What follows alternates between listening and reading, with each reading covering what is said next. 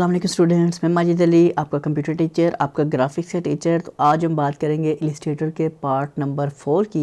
Previous lecture में हम लोगों ने जान लिया है ये कैसे डाउनलोड करना है। उसके बाद ये समझ लिया हम लोगों से अगले लेक्चर में कि इसका जो सेटिंग है सारी आर्ट बोर्ड की वो कैसे करनी है। फिर हमने नेक्स्ट लेक्चर में ये जाना कि इसमें जो कुछ शेप्स थी अपने पास ये वाली, इनका क्या क्या इस्तेमाल हो सकता है और इसमें कलर कैसे फिल होता है। आज की वीडियो में ये समझने की कोशिश करेंगे कि ये जो कुछ राइट साइड के ऊपर बनी आ रही shapes, line, arc, spiral, rectangle, grid tool और पोलर ग्रिड टूल, इनकी क्या फंक्शनैलिटी है, इनसे हम क्या क्या काम करेंगे और साथ कवर करेंगे हम टूल नंबर दिस वन जिसका नाम है, पहले वाला टूल हमने सीखा था सिलेक्शन टूल। आज बारी आती है इसकी शॉर्ट की ए है और नाम है इसका डायरेक्ट सिलेक्शन टूल।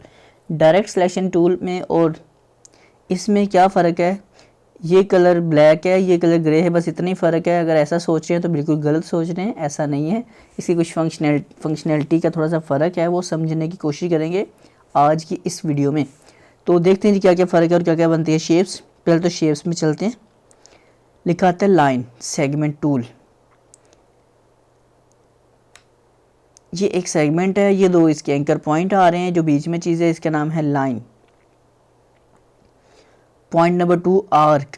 एक क्लिक किया, दूसरा क्लिक दबा के रखा है मैंने, क्लिक छोड़ा नहीं अभी तक, आर्क बना के हम क्लिक छोड़ देता, मतलब कि एक और दूसरा क्लिक नहीं करने के चक्कर में पड़ना, फिर वो ठीक से नहीं मैनेज होगा। आप क्या करेंगे, क्लिक करके रखा और जैसे ही दूसरा क्लिक छोड़ेंगे तो आपका ऑटोमेटिक वो आर्क ड्रॉ कर देगा आपको।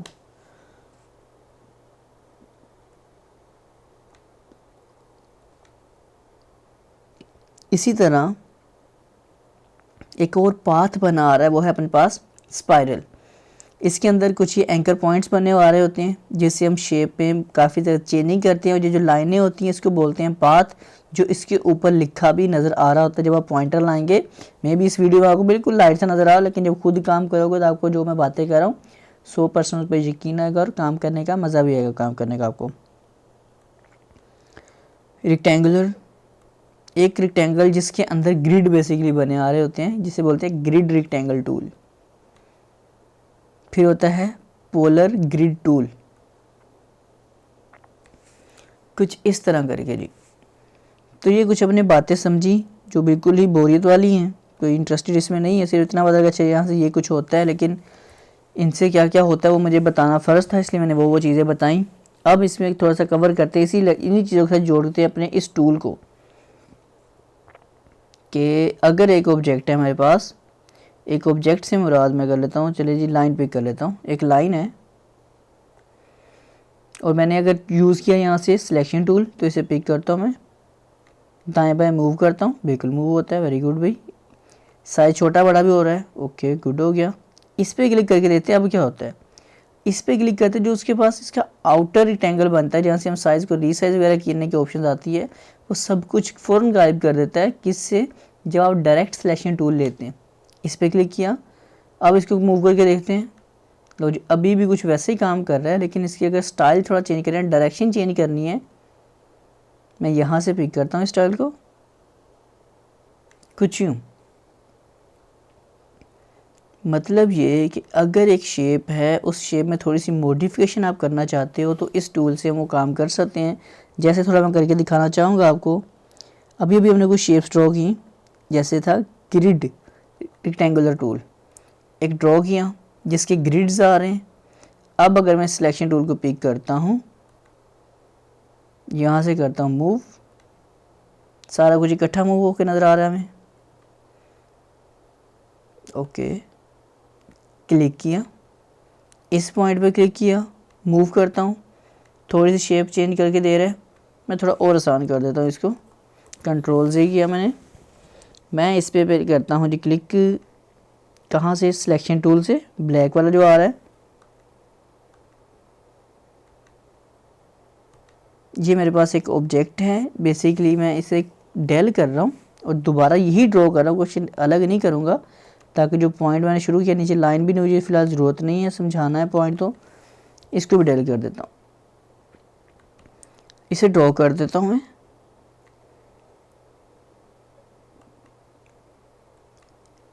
अब कुछ देर पहले जब हमने ये जाना था कि हमने ड्रॉ किया था जब ये वाला रेक्टेंगल टूल, तो जब ये ड्रॉ करते हैं सिलेक्शन टूल, इसके इनर साइड पर यहाँ कुछ डॉट्स हमें बने नज़र आ रहे हैं जिससे हम इसको राउंड कर रहे थे। लेकिन अब अगर मैं रेक्टेंगल ये जो आ रहा है मेरे पास ग्रिड वाला, इस पर क्लिक करता हूँ, सेलेक्ट करता हूँ, तो मेरे पास अंदर वो पॉइंट मुझे नज़र नहीं आ पा रहे। इसके अंदर वो पॉइंट आपको डिस्प्ले कौन करके दे सकता है, वो है डायरेक्ट सिलेक्शन टूल। यहाँ से आते हैं, इसको मूव करता हूँ मैं, यहाँ अगर मैं करके दिखाऊँ तो ज़्यादा कर रहा हूँ ताकि मैं पॉइंट कुछ बाहर निकाल लूँ, कुछ यूँ। अब इसी डायरेक्ट सिलेक्शन टूल से हम क्या कर सकते हैं, इस शेप पे क्लिक करता हूँ, इसके जो पाथ बने आ रहे हैं उनके पॉइंट्स को पकड़ के आप यहाँ आके उनको सेट कर सकते हो। यहाँ ज़्यादा ज़रूरत पड़े तो उसको बाहर भी निकाल सकते हैं। बाहर निकालने से मुराद ये है कि मैं इसे क्लिक करके इधर ले जाता हूँ एक पॉइंट को, दूसरे पॉइंट को इधर ले जाता हूँ, उससे उसको मैंने बिल्कुल साइड पे कर दिया, इसको पिक करके इधर कर दिया। लेकिन इन सब को मूव करने के बावजूद ये ज़हन में ज़रूर रखना आपने कि ये सारा का सारा अभी भी एक ही ऑब्जेक्ट है आपका। सिलेक्शन टूल जब लोगे, मैं इस पर क्लिक करता हूँ तो सिलेक्शन में वो बिल्कुल एक ही आपका ग्रुप ऑब्जेक्ट आ रहा है, कोई अनग्रुप अभी तक बिल्कुल नहीं हुआ। और कैसे करना है ये भी अभी हमें नहीं समझो पता, हमने वक्त आने पे इन सभी पॉइंट को और अच्छे से डिस्कस करेंगे, समझेंगे भी। तो इससे हमें ये समझ आई कि शेप में थोड़ी रद्दोबदल जो कर सकते हैं वो किस टूल से कर सकते हैं, डायरेक्ट सिलेक्शन टूल से। जैसा कि एक एलिप्स से इसे ड्रॉ किया गया, यहाँ से आते हैं, डायरेक्ट सिलेक्शन टूल को पिक किया, इसको मूव करने की ऑप्शन आ रही है हमारे पास। अगर मैं दो पॉइंट को इकट्ठा सेलेक्ट कर लेता हूँ तो मेरे पास ये देखिए कुछ कंट्रोल्स आ रहे हैं जिससे मैं इस शेप में कुछ हद तक तब्दीली कर सकता हूँ, चेंजिंग ला सकता हूँ इस ऑप्शन की मदद से। किसी ऑब्जेक्ट में कर्व पैदा करने पड़े वो भी आप इसी से काम ले सकते हैं। सिलेक्शन की कुछ यूँ, जैसे भी आपने इसमें शेप में तब्दीली करनी है अपनी मर्ज़ी से चेंजिंग्स कर सकते हो आप लोग। ओके जी, तो ये हमारी ये कुछ समझ आई, सिर्फ इतनी पता लगा कि अच्छा यार ये कुछ शेप्स हैं। आज की वीडियो में हमें क्या अभी तक समझ आया, हमें कुछ इतना सिर्फ पता लगा है कि यहाँ से आने के बाद ये 5 कुछ शेप्स हैं, पता नहीं कब यूज़ होंगी नहीं होंगी, सिर्फ आपको इतना अच्छे से पता लगेगा अच्छा ये शेप्स हैं। अगर तो आप थोड़ा सा क्रिएटिव माइंड हैं तो आप इन्हीं को ड्रॉ करके कोई शेप्स रेडी कर सकते हैं, तो बहुत अच्छी बात है। नहीं कर सकते, एज अ नॉलेज इस वीडियो को समझ जाना। अच्छा जी, कुछ टूल्स थे, क्योंकि इलिस्ट्रेटर आप लोग सीख रहे हैं तो आपको पता होना चाहिए कि टूल्स क्या थे जी। तो ये जस्ट टूल्स हैं जिन्हें को ड्रॉ करने से आगे से बनना क्या क्या है वो आपको बता दिया गया है। इससे आगे बनाना कैसे कैसे है वो चीज़ें मुझ पे छोड़ दें, वो फिर आपको चीज़ें सारी मैं साथ साथ स्टेप बाय स्टेप करके सिखाता जाऊँगा जी। तो अब आपको समझ क्या क्या आ चुकी हुई है, इस टूल की क्लियर हो चुका है सिलेक्शन टूल जिसकी शॉर्ट की थी वी, और अपने पास था डायरेक्ट सिलेक्शन टूल, इसका हमें पता लग चुका हुआ है।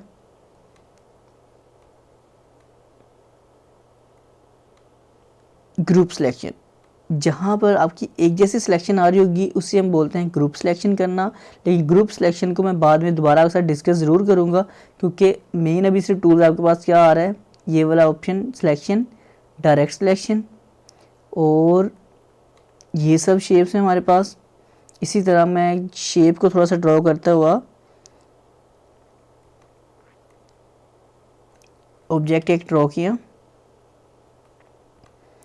डायरेक्ट सिलेक्शन टूल को पिक कर रहा हूँ और बार बार इसलिए करके दिखा रहा हूँ ताकि आपको देखो जितनी बार आप ट्राई करोगे उतना अच्छा होना है, और ये काम करने से आना है। जितनी मर्जी मैं बातें कर रहा हूँ बड़ी बड़ी और मेरी सिर्फ बातें सुनकर सीख जाओगे तो बहुत नामुमकिन वाला सा काम होता है, क्योंकि डिज़ाइनर की गिरफ्त उसके हाथ के डिज़ाइन में होती है और सेकंड नंबर पे उसके दिमाग की सोच के अंदर होती है। जो आप सोच रहे हो अगर आपके हाथ और आपका सॉफ्टवेयर आपके कंट्रोल में तो समझो आप वैसा उसको डिस्क्राइब कर सकते हो, और वो उसके लिए थोड़ी मेहनत चाहिए होती है। इतना आसान नहीं है कि बंदा जो सोचे वो काम करना शुरू कर दे, तो आप भी थोड़ी सी मेहनत ज़रूर कीजिएगा इसके ऊपर।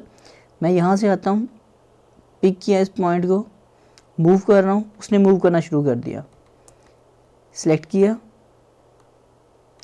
क्लिक किया इसको मैंने। ये मेरे पास कुछ कंट्रोल आ रहे हैं जो कंट्रोल प्लस करके जूम करके दिखाना चाहूँगा मैं आपको, क्योंकि जूम करना ज़रूरी है।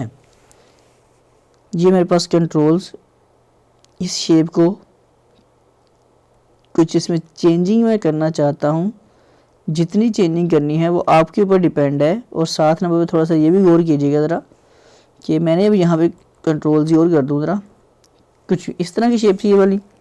जब इसके इस पॉइंट को क्लिक करता हूँ, ये मेरे पास इसके हैंडल्स बनते हैं, ऊपर लिखा भी आ रहा है कि हैंडल, ग्रीन कलर का लाइट सा हैंडल, जिसे हम कंट्रोलर भी बोलते हैं। ऑब्जेक्ट के शेप के कंट्रोलर्स होते हैं। मैं इनके हैंडल्स पे क्लिक करके थोड़ा कंट्रोल कर रहा हूँ इसको। अब ये जो ये वाला पॉइंट है मैं और जूम कर देता हूँ, ये थोड़ा सा कर्व इसमें ख़त्म हो चुका है, ठीक है, उस बिल्कुल जो है पॉइंट बन गया। अब इसके जैसे छोटा सा पास आ रहा है कि पॉइंट, आर्क पॉइंट, अगर इस पर क्लिक करके माउस को थोड़ा सा ड्रैग करोगे तो वही ऑब्जेक्ट आपकी जो वहाँ पे बना था कि पॉइंट था, वो आपको प्रॉपर गुलाई में तब्दील कर देगा आपके ऑब्जेक्ट को। तो ये एक छोटी सी इन्फॉर्मेशन आपके लिए चीज़ होनी चाहिए थी, वो भी आपको मैंने कर दी है क्लियर। उम्मीद करता हूँ ये सारे के सारे पॉइंट आपको समझ आ चुके हैं।